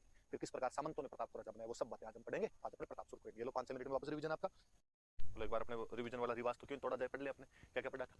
तो पहले सबसे पहले तुमने महाराणा प्रताप की कुछ व्यक्तिगत जो जीवन के बारे में बातें थी, उसकी पर्सनल लाइफ की जो बातें थी वो याद की थी, कि जैसे उसके पिता का नाम था उदय सिंह, उसकी मम्मी का नाम था जयवंता बाई सोनगरा, जो कि पाली के अखिराज सोनगरा की बेटी थी। जन्म कुंभलगढ़ के अंदर हुआ था। मैंने बताया था कि वैसे डेट वाइज कोई पूछे तब तो 9 मई 1540 एडी, और वैसे कोई पूछे तो मैंने आपको बताया था कि ज्येष्ठ शुक्ल तृतीया, थर्ड लाइट डे ऑफ ज्येष्ठ, और 57 ईयर एगो होता है वो आगे चलता रहता है उससे, तो 1540 में 57 और जोड़ोगे तो हो जाएगा 1597 विक्रमी कैलेंडर का जो ईयर होता है उसके अनुसार कुंभलगढ़ के अंदर जन्म हुआ था। हमने पढ़ा था कि जो बचपन का नाम था वो था किक्का, मैंने बातें बताई थी उसकी। उनकी जो पटरानी थी उनका नाम था अजब दे पंवार। पिताजी जगमाल को राजा बना के गए थे, लेकिन मेवाड़ के जो सामंत थे उन्होंने उनको गोगुंदा के अंदर राजा घोषित कर दिया था। सलुम्बर वालों के पास राजतिलक का अधिकार था, तो सलुम्बर के कृष्णदास चुंडावत ने उनका राजतिलक किया था, पर बाद में कुंभलगढ़ में उनका विधिवत राजतिलक किया गया, उसमें मारवाड़ वाला चंद्रसेन भी उपस्थित हुआ था। अकबर ने उनको समझाने के लिए 4 दूत भेजे थे। एक तो 72 में राजा बने 28 फरवरी 1572 को, तो 72 में भेज दिया था जलाल खान कोर्ची। फिर 373 में भेजे थे पहले मान सिंह, भगवंत दास और टोडरमल को भेजा था। जून में, सितंबर में और दिसंबर में उनको भेजा गया, नहीं माना तो युद्ध हुआ। बाद में हल्दीघाटी का युद्ध हुआ 18 जून 1576 को। कई इतिहासकार उसको 21 जून भी लिखते थे। अकबर खुद नहीं आया था, उसके 2 सेनापति आए थे, मान सिंह और असफ खान। मान सिंह को पहली बार किसी युद्ध में स्वतंत्र सेनापति बना के भेजा गया था। उसका एक इतिहासकार इस युद्ध के अंदर आया था, अब्दुल कदर बदायूनी, जिसकी किताब है मुंतखब उत तवारीख नाम की। तो कहने का मतलब वो इस युद्ध का आंखों देखा वर्णन करता है। प्रताप ने मुगलों के जो विरोधी थे उनको इकट्ठे किए। ग्वालियर का राजा रामसात तोमर अपने बेटों के साथ आया हुआ था, सालीवाहन भवानी सिंह और प्रताप सिंह। उधर अफगानों का नेता आया था हाकिम खान सूर। सलुम्बर वाले कृष्णदास चुंडावत तो हरावल में लड़ने ही थे। भीलों का सरदार आया हुआ था राणा पुंजा। तो अलग अलग प्रकार के सब धर्मों के, सब जातियों के, एक सामाजिक समरसता का सा माहौल था उनकी सेना के अंदर। और हमने पढ़ा था कि मुगल सेना शुरुआती हमले के अंदर भाग खड़ी हुई थी। निहत्तर खान नाम के सैनिक ने जैसे तैसे झूठ मूठ बोल के बादशाह गया उनको रोकने की ट्राई की थी, रोकने की कोशिश की थी। और फिर जब मान सिंह मर्दाना नाम के हाथी पर बैठकर लड़ रहा था, प्रताप का चेतक जब उसे लड़ने के लिए गया और चेतक घायल हो गया, तो प्रताप युद्ध भूमि से बाहर निकलता है। तो झाला मान सिंह या झाला बिद्दा ने युद्ध का नेतृत्व किया। चेतक की बाहर राजसमंद से थोड़ी दूर हल्दीघाटी के पास में वहां पे जगह बनी हुई है, बलीचा नाम की जगह पे उसकी छतरी बनी हुई है। फिर हमने पढ़ा कि भाई मुगलों ने जब मुगल सेना वहां से भाग गई तो मुगल सैनिकों ने या उसके बाद भी पकड़ने के प्रयास क्यों नहीं किए। मैंने बताया था, बदायूनी खुद लिखता है कि जून के महीने की गर्मी थी, हम बहुत ज्यादा डरे हुए थे उनसे, इसलिए हमने तो गोगुंदा में चारों तरफ अपनी दीवार तक बनवा ली थी, और फिर थक गए थे हारने के बाद में, हम इसलिए भी नहीं कर पाए थे। और अकबर तो इतना निराश हुआ था इस हार से कि उसने मान सिंह और असफ खान दोनों का दरबार में आना बंद करवा दिया था। अलग अलग इतिहासकारों ने युद्ध के अलग अलग नाम दिए हैं। जैसे अबुल फजल जो अकबर का दरबारी इतिहासकार, इसने अकबरनामा या आईन अकबरी नाम की किताब लिखी, वो इस युद्ध को क्या कहता है, तो कल बताया मैंने, खमनोर का युद्ध। बदायूनी कहता है गोगुंदा का युद्ध, जेम्सटोड कहते हैं मेवाड़ की थर्मोपोली, और आदर्श लाल श्रीवास्तव कहते हैं बादशाह बाग का युद्ध। इस युद्ध में जो हाथी लड़े थे प्रताप की तरफ से लूणा और रामप्रसाद, उधर से मर्दाना और गजमुक्ता। रामप्रसाद को पकड़ लिया गया था और बाद में उसका नाम बदल कर दिया गया था, पीर प्रसाद कर दिया गया था। ये बातें कल हमने पढ़ी। फिर अकबर खुद आया था, उदयपुर पे कब्जा करके मुहम्मदाबाद नाम करके वापस चला गया। फिर शहबाज खान को भेजा, उसने 3 हमले किए थे कुंभलगढ़ के ऊपर 77, 78 और 79 में। वो कुंभलगढ़ पर कब्जा भी कर लेता है। प्रताप ने थोड़े दिनों के लिए आवरगढ़ के अंदर अपनी अस्थायी राजधानी बनाई थी। फिर रहीम जी आए थे शेरपुर वाली जगह से, अमर सिंह उनकी बेगमों को गिरफ्तार कर लेता है, लेकिन प्रताप ने महिलाओं को विद रिस्पेक्ट वापस लौटाया था, वापस भेजा था। महिलाओं को रहीम जी बड़े राजी हुए थे इस घटना से। फिर 1582 में दिवेर के युद्ध के अंदर जो मेवाड़ की छोटी सी टुकड़ी ने मुगलों की सेना को हरा दी थी, इवन अमर सिंह ने मुगल सेनापति जो था सुल्तान खान उस तक को मार दिया था। और इसको मेवाड़ का मैराथन कहा गया है जेम्सटोड के द्वारा। इसमें ईडर प्रतापगढ़ बांसवाड़ा की रियासतें साथ देती है इनका। फिर अंतिम आक्रमण मुगलों की तरफ से किसी ने किया, जगन्नाथ कछवाहा ने किया 1585 में। प्रताप को बड़ा गुस्सा आया तो उसने आमिर का एक टुकड़ा छीन लिया था मालपुरा। यहाँ पर उसने झालरा तालाब बनवाया था और नीलकंठ महादेव का मंदिर बनवाया था। चावंड को अपनी राजधानी के रूप में स्थापित कर लिया था बाद में, और चावंड में चामुंडा माता का मंदिर, महल और बावड़ियां बनवाई थी। यही मेवाड़ की चित्रकला का इंडिपेंडेंट डेवलपमेंट शुरू होता है। उनका मेन पेंटर था, उसका नाम था नसीरुद्दीन। फिर चक्रपाणी मिश्र नाम के एक राइटर थे जिन्होंने 3 किताबें लिखी, राजतिलक पर लिखी राज्याभिषेक, ज्योतिष पर लिखी मुहूर्तमाला, और एक हॉर्टिकल्चर उद्यान विज्ञान पर एक बुक लिखी थी विश्ववल्लभ। फिर हेमरतन सूरी ने एक बुक लिखी थी गोराबाद वाली चौपाई, जो भामाशाह के छोटे भाई ताराचंद के कहने पर लिखी गई थी। भामाशाह और ताराचंद वो थे जिन्होंने प्रताप को अपनी निजी संपत्ति दान दे दी थी। चूलिया नाम की जगह पर वो मिले थे और प्रताप को इतने रुपए दिए थे कि वो अपनी 25,000 की सेना को 12 साल तक रख सकते थे। 25 लाख नकदी और कोई 20 लाख अस्परियां तक उन्होंने लाके दी थी उस टाइम प्रताप को। फिर हमने उसके बाद में आगे पढ़ा था कि उनके दरबार में 2 चारण कवि थे, तो माला सांधु और रामा सांधु के नाम बताए थे। प्रताप दानवीर आदमी भी था, उन्होंने सादुलनाथ त्रिवेदी को मंडेर की जागीर दान में दी थी। 1588 को उदयपुर अभिलेख की जानकारी देता है, जिससे पता चलता है कि हल्दीघाटी के आसपास का इलाका हमेशा से प्रताप के पास में रहा था। फिर वहीं चावंड में रहते हुए 19 जनवरी 1591 को प्रताप की मृत्यु हो जाती है, लेकिन अपनी मृत्यु से पहले वो चित्तौड़गढ़ और मंडलगढ़ को छोड़कर पूरा मेवाड़ मुगलों से वापस छीन लेते हैं। वहीं बांडोली के अंदर 8 खंभों की प्रताप की छतरी बनी हुई। ये कल बातें हमने प्रताप के बारे में पढ़ी थी। आज आगे उनके बेटे के बारे में पढ़ते हैं। प्रताप के बाद शुरू किया था हमने, तो पहले बड़े राजा तो पढ़ा हमने अमर सिंह, प्रताप का बेटा ही था अमर सिंह, जहांगीर के साथ संधि कर लेता है 1615 के अंदर, वो पढ़ा था हमने उसके बारे में। 5 फरवरी 1615 को संधि हो गई थी। संधि का प्रस्ताव लेकर इधर से गए थे शुभकर्ण पंवार और हरिदास झाला, उधर से खुर्रम जिसको हम शाहजहां कहते हैं आया हुआ था। संधि में कहा कि मेवाड़ का राणा जो है, किंग जो है, वो मुगल कोर्ट में नहीं जाएगा, उसकी जगह प्रिंस जाएगा, और प्रिंस जब जाएगा तो अपने साथ में 1000 कैवलरी सोल्जर लेके जाएगा। आपको जो चित्तौड़ का किला है वो वापस दे देंगे, रिटर्न किया जाएगा आपको, पर आप उसका रिनोवेशन या रिकंस्ट्रक्शन नहीं करवा सकते, और मुगलों के मेवाड़ वालों के बीच में किसी भी प्रकार का कोई भी मैरिटल रिलेशन एस्टेब्लिश नहीं किया जाएगा। तो प्रिंस कर्ण सिंह इधर से गया था, जहांगीर ने बड़ा सम्मान सत्कार किया उसको, 5000 का उसको मनसबदार बनाया गया था। थॉमस रो लिखता है, सर थॉमस रो जो अंग्रेजों का एक राजदूत था जहांगीर के दरबार में, वो लिखता है कि जो मेवाड़ के किंग्स थे उनको मुगलों ने अपने इंडिपेंडेंट तो बनाया था, अपने अंडर तो ले लिया था, लेकिन ताकत से नहीं लिया था, बुद्धि द्वारा लिया था, कि not by force but by wisdom उनको लिया गया था। ऐसा थॉमस रो लिख के गया था। शाहजहां के टाइम की अपने एक अजमेर की मस्जिद है शाहजहानी मस्जिद, उसमें भी इस बात का उल्लेख है कि मैं गया था और मैंने वहाँ पे जाके मेवाड़ वालों पर अपना नियंत्रण स्थापित कर लिया था। हालांकि कहते हैं अमर सिंह जी संधि से बड़े निराश हुए थे और अमर सिंह जी उसके बाद ये जगह ही छोड़ गए थे उदयपुर वाली, और नौचौकी नाम की जगह पे जाकर रहने लग गए थे। बाद में इस नौचौकी पे जब महाराणा राज सिंह ने राजसमंद झील बनवाई थी, और बाद अमर सिंह जी की जो छतरी है वो आहड़ के अंदर बनाई गई थी। आहड़ में मेवाड़ महाराणाओं में सबसे पहले छतरी अमर सिंह की बनी थी, उसके बाद सबकी आहड़ के अंदर बनाई गई थी। ये बात पड़ी थी। फिर उसके बाद हमने उस संधि का महत्व भी पढ़ा था कि जो स्वतंत्रता की भावना है, जो फीलिंग ऑफ फ्रीडम है, कहीं ना कहीं इंडिपेंडेंस है, उसका डिक्लाइन हुआ था। पर जब पीसफुल एनवायरमेंट प्रिवेल्ड हुआ तो उससे कल्चरल एक्टिविटीज को प्रमोशन मिला था। फिर उसके बाद अगला राजा हमने कौन सा पढ़ा था अमर सिंह के बाद में? कर्ण सिंह की पढ़ लिया था। कर्ण सिंह के टाइम में अब उदयपुर जब राजधानी हो गई, 58-28 साल राजधानी रही थी, अब उदयपुर राजधानी आ गई थी। तो उदयपुर में बाद में उन्होंने कर्ण विलास महल बनवाए थे, दिलखुश महल बनवाए थे, जग मंदिर का निर्माण शुरू करवाया था। हालांकि पूरा उनके बेटे जगत सिंह ने करवाया, इसलिए उसका नाम जग मंदिर है, पिछोला झील के अंदर। पर कहते हैं खुर्रम जब 1622 में अपने पिता के खिलाफ विद्रोह करता है, रिवोल्ट करता है, तो वो यहाँ पे कुछ दिन तक रुक के गया था, यहीं से उसको ताजमहल की प्रेरणा मिली थी। फिर जगत सिंह जब बने तो जगत सिंह ने उस जग मंदिर को पूरा करवा दिया था।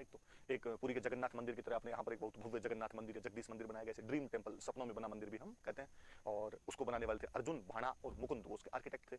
उसकी जो यूलोजी प्रशस्ति लगी हुई है उसे कृष्ण भट्ट ने लिखा था, हल्दीघाटी युद्ध का जिक्र करती है वो प्रशस्ति। उनकी जो दहाई माँ थे उनका नाम नोजूबाई था, उनके लिए भी उन्होंने एक मंदिर बनवा दिया था, नोजूबाई का मंदिर कहा जाता है। डोनर आदमी था, अपने दानवीरता के लिए बड़ा प्रसिद्ध हुआ था। जैसे सॉरी जो जगत सिंह थे वो अपनी दानवीरता के लिए बड़े प्रसिद्ध हुए थे। फिर हमने राज सिंह जी पढ़ लिए थे। राज सिंह जी ने चित्तौड़ के किले की मरम्मत शुरू करवा दी, एक प्रकार से शाहजहां के खिलाफ आक्रामक नीति अपना ली। हालांकि शाहजहां ने सादुल्ला खान को भेज के वो मरम्मत वापस तुड़वा दी थी। पर जब उत्तराधिकार संघर्ष हुआ था, सक्सेशन बैटल चल रहा था, तो जहां ज्यादातर हिंदू राजा दारा सिंह के पक्ष में लड़े थे, वहीं राज सिंह का इनडायरेक्टली सपोर्ट यदि किसी की तरफ था तो औरंगजेब था। पर उसने उस मौके का पूरा फायदा उठाया और जब वो भाई भाई आपस में लड़ रहे थे तब उसने जो शाही मुल्क थे, जो रॉयल टेरिटरी थी, जो मुगलों की टेरिटरी थी, उसके कई भाग छीन लिए थे। वो जो घटनाक्रम हुआ था उसका एक अलग से हम नाम देते टिक्का दौड़, इंग्लिश में भी आप टिक्का दौड़ लिखना बोले, क्योंकि अलग से वैसी कोई उसके लिए टर्मिनोलॉजी बनी नहीं है। अच्छा, फिर हमने पढ़ा कि जब औरंगजेब एक बार राजा बन गया तो फिर उससे खूब पंगे लिए थे राज सिंह ने। जब औरंगजेब जजिया कर लगाता है 1769 में, उसका विरोध किया था। 1669 में औरंगजेब की इच्छा के विरुद्ध रूपनगढ़ की राजकुमारी चारुमती के साथ शादी कर ली थी। जो जोधपुर का राजा था अजीत सिंह, उसको अपने यहाँ पर शरण दी थी और औरंगजेब के खिलाफ मारवाड़ और मेवाड़ में गठबंधन कर लिया था एक तरीके से, जिसको हम राठौड़ सिसोदिया अलायंस कहते हैं, राठौड़ सिसोदिया कोलैबोरेशन कहा जाता है। इसमें राठौड़ का मतलब अजीत सिंह अर्थात मारवाड़ का राजा, सिसोदिया का मतलब राज सिंह अर्थात मेवाड़ का राजा। और किसके खिलाफ कर रहे हैं? तो औरंगजेब के खिलाफ वो गठबंधन कर रहे थे। ऐलान करवाया था कि जहां कहीं पे मंदिर टूट रहे हो तो मेरे पास आया जाए, मैं मंदिर टूटने नहीं दूंगा, मूर्तियां यहाँ स्थापित करवा दूंगा। स्थापित करवाया उन्होंने श्रीनाथ जी का मंदिर सिहाड़ में, आज भी उसको नाथ द्वारा कहते हैं। द्वारिकाधीश का मंदिर कांकरोली के अंदर करवाया गया था। आपके अंबा माता का मंदिर है जो उदयपुर में बनवाया गया था। और जब चारुमती से शादी करने के लिए गए थे तो उसी टाइम की वो घटना है कि हाड़ी रानी सहल कंवर ने मेवाड़ के सेनापति सलूम्बर के रतन सिंह चुंडावत को अपना सिर काट कर दे दिया था। तो वो सिर काट के निशानी के रूप में दिया था। राजस्थानी में निशानी को बोलते हैं सेनानी, इसलिए सेनानी नाम की कविता है और कविता लिखने वाले हुए मेघराज मुकुल। फिर हमने पढ़ा कि उन्होंने कई झीलें बनवाई थी। उनकी माता ने जाना सागर तालाब बनवा दिया, उनकी रानी उसको बड़ी तालाब भी कहते हैं। उनकी रानी रामरस थे, उन्होंने एक त्रिमुखी बावड़ी बनवा दी, खुद ने राजसमंद झील बनवाई थी, मैंने बताया था। कुछ लोग कहते हैं कि वो जैसलमेर शादी करने के लिए जा रहे थे, गोमती नदी का पानी रुक नहीं रहा था, इसलिए उन्होंने बाद में बांध बनवा के गोमती का पानी रोका था। कई कहते हैं कि नहीं, प्रायश्चित, पापों का प्रायश्चित करने के लिए उन्होंने वहां पर वो रिग्रेट फील हुआ था, इसलिए उन्होंने वहाँ पे ब्राह्मण के कहने पर झील का निर्माण करवाया था। और वैसे कहते हैं फेमिन उस टाइम अकाल पड़ा हुआ था, तो फेमिन रिलीफ वर्क्स चलाए गए थे, उस समय अकाल राहत कार्य चलाए गए थे 1662 से लेकर 1676 के बीच, तब वो झील बनवाई गई थी। 25 बड़ी बड़ी शिलाओं पर उसकी प्रशस्ति लिखी हुई है, 25 भाटों पर उसका रॉक एडिक्ट है, वो संस्कृत भाषा का सबसे बड़ा शिलालेख है। इसमें बापा रावल से लेकर राज सिंह तक सब राजाओं का वर्णन है, मुगल मेवाड़ संधि की बातें हैं, प्रताप के भाई शक्ति सिंह की बातें हैं, उसमें आपके ये अकाल राहत कार्यों का वर्णन किया गया है। रणछोड़ भट्ट तेलंग उसके वो है राइटर है। उन्होंने एक तो ये राज प्रशस्ति लिखी, एक बुक और लिखी उन्होंने, अमर काव्य वंशावली। हम आज पढ़ेंगे। अमर सिंह सेकंड एक राजा हुए थे, उनके राजतिलक के बारे में उसमें बातें दी हुई। फिर उसमें एक किशोर दास थे जिन्होंने बुक लिखी थी राजप्रकाश, एक सदाशिव भट्ट हुए थे जिन्होंने बुक लिखी थी राजरत्नाकर, एक कवि मान हुए थे जिन्होंने बुक लिखी थी राजविलास, एक आपके गिरधर आसिया हुए थे जिन्होंने बुक लिखी थी सगत रसो। कई सारी किताबों के बारे में कल मैंने आपको चीजें बताई थी। मैं कल लास्ट में जाते हैं, हम राज सिंह की उपाधियां नहीं बताई थी, तो थोड़ी सी राज सिंह की उपाधियां और बता देता हूँ, वो भी थोड़ी याद रख लेना, फिर अगला राजा पढ़ लेंगे अपन। 2 उपाधियां मिलती है अपने को राज सिंह की। एक उपाधि उनकी विजय कटकातु, विजय कटकातु, और एक उपाधि उनकी हाइड्रोलिक रूलर। क्या हो जाएगी, मैं लिख देता हूँ पहले तो, अच्छा पूरा मिट जाता है कैसे। एक तो है विजय कटकातु और दूसरी है हाइड्रोलिक रूलर। हाइड्रो मतलब वही पानी, तो जल की व्यवस्था करवाई इस वजह से तो हाइड्रोलिक रूलर। कटक, कटक का मतलब होता है सेना, तो विजय कटक सेनाओं को हराने वाला राजा था, इसलिए उपाधि होगी विजय कटक। ये भाई दोनों राज सिंह की उपाधि है, कल मैंने शायद बताई नहीं थी तो याद रख लेना। ये राज सिंह जी के टाइटल है, राज सिंह की उपाधियां। चलो आज हम अगले राजा पढ़ते हैं। आज अपने मेवाड़ वाली हिस्ट्री जो इतने कल पढ़ाया तो उसका रिवीजन करवा दूं आपको। तो कल हमने मेवाड़ वालों में एक पहले राजा पढ़ा था जय सिंह। जय सिंह के बारे में सीधी सीधी 2 बातें, औरंगजेब से संधि की और जजिया के बदले में उसको पूर्व मंडल और बदनौर के इलाके दिए, और जयसमंद झील बनवाई 1687 से 1691 तक, और ढबर झील भी कहते हैं। और बाबा के मगरे और पायरी नाम के उसके अंदर टापू बने हुए हैं। नर्मदेश्वर पास में एक शिव जी का मंदिर है, और उसकी एक परमार रानी थी कोमला देवी, जिसके महल है, जिनको रूठी रानी के महल भी कहा जाता है। फिर उसके बाद जय सिंह के बाद हमने पढ़ा था अमर सिंह सेकंड। अमर सिंह सेकंड के टाइम एक दबारी समझौता पड़ा था। मेवाड़ का अमर सिंह सेकंड, मारवाड़ का अजीत सिंह और आमेर का सवाई जय सिंह। किसके खिलाफ? तो मुगल बादशाह बहादुर शाह प्रथम के खिलाफ। शर्तें तो सवाई जय सिंह और अजीत सिंह उनके राज्य दिलाने में हेल्प की जाएगी, और जो अमर सिंह सेकंड की डॉटर है चंद्र कंवर, उसकी शादी जो है वो सवाई जय सिंह के साथ करेंगे, पर कंडीशन है कि जो चंद्र कंवर का बेटा होगा वो आमेर का नेक्स्ट किंग होगा। फिर उसके बाद में हमने पढ़ी थी अमर सिंह सेकंड के बाद में आगे संग्राम सिंह सेकंड, मराठे पहली बार इसी के टाइम में चौथ लेके गए थे और इसने अपने लड़के के लिए सहेलियों की बाड़ी बनवाई, अपनी मम्मी के लिए वैद्यनाथ का शिव जी का मंदिर बनवाया, जिसकी सिसारमा गांव में उदयपुर के पास, जिसकी प्रशस्ति रूप भट्ट ने लिखी। उसमें एक बंदनवाड़ा युद्ध का वर्णन है, बंदनवाड़ा अजमेर में, जिसमें मुगल सेनापति रणबाज खान को मार दिया गया था। फिर हमने पढ़ा था जगत सिंह सेकंड, जगत सिंह सेकंड के टाइम में हुरडा सम्मेलन हुआ 17 जुलाई 1734, और मैंने बताया था ये मराठों के खिलाफ सम्मेलन था, राजस्थान के राजपूत राजाओं का सम्मेलन था, अध्यक्ष मेवाड़ में हुआ, तो मेवाड़ वाले अध्यक्ष थे, इसमें हुरडा भीलवाड़ा में पड़ता है जगत सिंह सेकंड। आमेर का सवाई जय सिंह था, जोधपुर के अभय सिंह थे, नागौर के बख्त सिंह थे, बीकानेर के जोरावर सिंह थे, बूंदी का दलेल सिंह था, कोटा का दुर्जन साल था, करौली के गोपाल पाल थे, किशनगढ़ का राज सिंह था। बैठ के बातचीत की, सभी एक दूसरे की सहायता करेंगे, और जैसे ही आफ्टर रेनी सीजन बरसात खत्म होगी रामपुरा में मराठों के खिलाफ युद्ध करेंगे, लेकिन युद्ध के लिए लोग नहीं गए थे, इसलिए हम कहते हैं मराठा सम्मेलन क्या हो गया था, फेल हो गया था। और फिर उसी राजा ने पिछोला के पास में जगत निवास नाम के महल बनवाए थे, जिनको नेक राम ने अपनी पुस्तक जगत विलास में लिखा। फिर भीम सिंह के बारे में पढ़ा था कि उसने अपने लड़के की शादी सगाई मारवाड़ के भीम सिंह के साथ की थी, वो मर गया, तो जयपुर के जगत सिंह के साथ की गई थी। इस पर मारवाड़ के भीम सिंह के छोटे भाई मान सिंह ने ऑब्जेक्शन किया, तो मारवाड़ वाले मान सिंह और जोधपुर वाले जयपुर वाले जगत सिंह सेकंड के बीच में गिंगोली गाय परबसर का युद्ध हुआ, और कालांतर में अजीत सिंह चुंडावत और अमीर खान पिंडारी के कहने पर और आपकी कृष्णा कुमारी को जहर देकर मार दिया गया था। कालांतर में मेवाड़ वाले भीम सिंह को भी 13 जनवरी 1818 को अंग्रेजों के साथ संधि करनी पड़ गई। अंग्रेजों की तरफ से आया था चार्ल्स मेटकॉफ, इनकी तरफ से गया था ठाकुर अजीत सिंह, फिर पॉलिटिकल एजेंट बनाया गया था जेम्स टोड। ये मेवाड़ की हिस्ट्री खत्म होती है। गोहिल डायनेस्टी पढ़ रहे थे, मेवाड़ की हिस्ट्री पढ़ रहे थे। अब